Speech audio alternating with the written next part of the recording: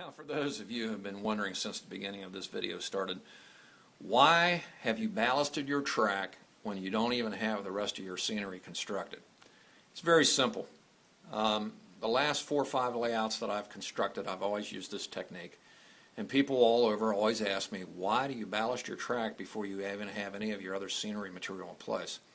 Most people would think you would do it completely the opposite. You completely do all your scenery and then ballast your track last. Well, there's nothing wrong with that, and I think there can be several schools of thought on it. It just comes down to a couple of different scenarios. You know, what you're used to doing, what you think is the best way for you and your layout situation, and what works best for you. For me, I have a couple of reasons for doing that, particularly on this section of the railroad where the benchwork extends from the wall cantilevered on brackets. It's at the widest point, only about 30 inches from the wall. So going in and ballasting this track accessibly on the high shoulders of these super elevated curbs, when this is going to be almost from the track bedwork all the way up to the backdrop, it's going to be very rugged mountain scenery, very desert high terrain. It would be very difficult to get back in there and see it. So while the benchwork and framework is still open, and because I've used a wooden spline roadbed support for all of my track work throughout the layout construction, it makes it much easier for me to go ahead and ballast the track now in place and then add the scenery around it later. The other big advantage, I think, in doing it this way is that if you're ballasting your track on other than cork road bed or a Homa bed, whatever you're using for a sub-road bed, really doesn't matter.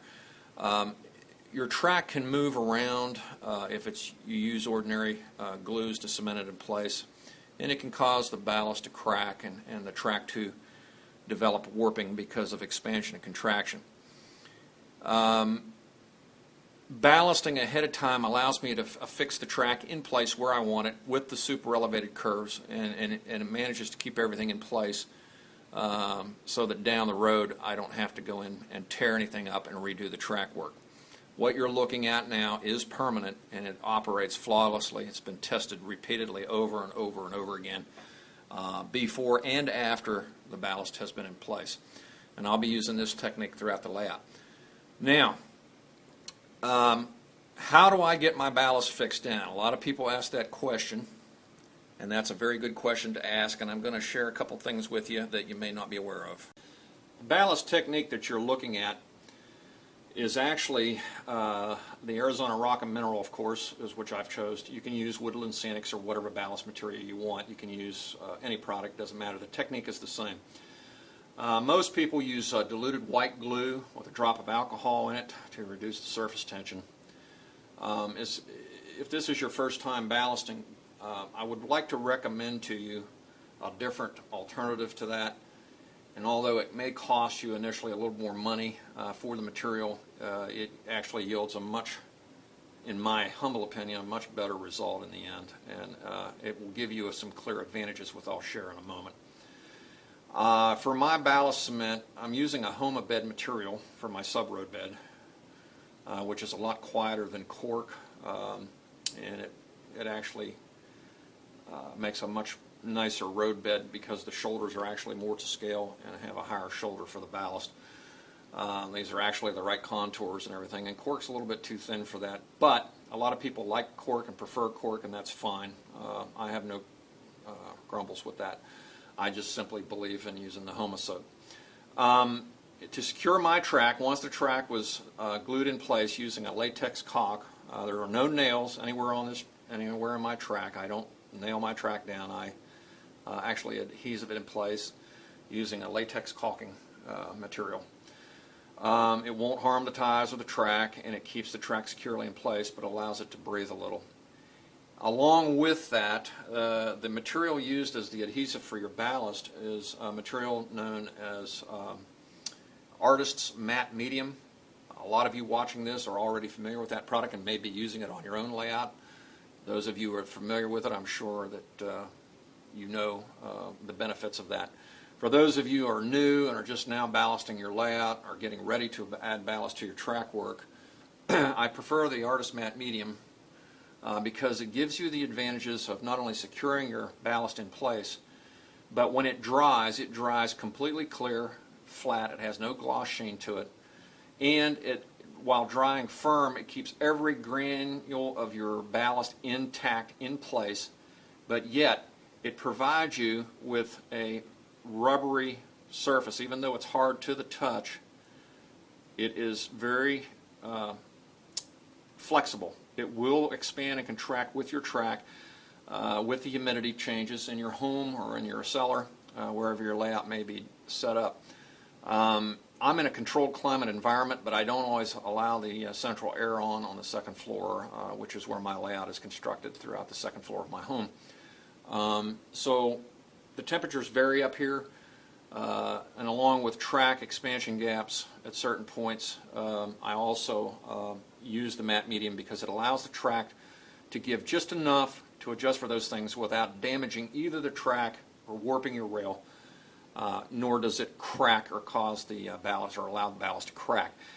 If you've used or have any experience with diluted white glue, one of the biggest drawbacks to white glue is that it can leave a residue.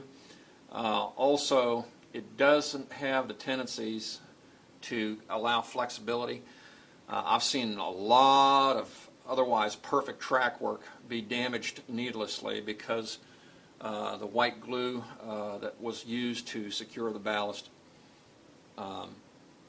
just gave under the pressures of humidity change or the inability for it to flex with the track, and it causes and yields cracking and chipping and flaking with the ballast. So with the matte medium, you don't run into that material. As you can see, my finger's running along here. This is as solid as it could get, but yet you can stick your fingernail into it and impregnate it without removing any of the granules. It's really a really fantastic product. Holds the track really nicely in place, and yet will allow you to build really nice shoulders and shape these shoulders real nice so that when you run and blend your scenery up to your track work, you get a nice definition line, very well-groomed track work. This is just one method. I was looking for this particular look. Others are not necessarily looking for this. And again, these are just ideas and tips that I have learned and wanted to pass on to you. I hope this has been an informative video, and I hope you've learned something.